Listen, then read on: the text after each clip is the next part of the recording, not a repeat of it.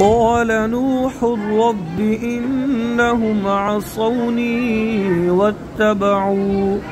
واتبعوا من لم يزده ماله وولده إلا خسارا ومكروا مكرا كبارا وقالوا لا تذرن آلهتكم ولا تذرن ودا ولا سواعا ولا يغوث ويعوق ونسرا وقد أضلوا كثيرا ولا تزد الظالمين إلا ضلالا مما خطيئاتهم أغرقوا فأدخلوا نارا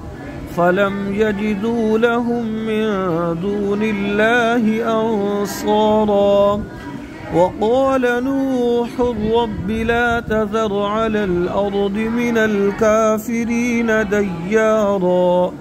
إنك إن تذرهم يضلوا عبادك ولا يلدوا إلا فاجرا كفارا رب اغفر لي ولوالدي ولمن دخل بيتي مؤمنا وللمؤمنين والمؤمنات ولا تزد الظالمين إلا تبارا.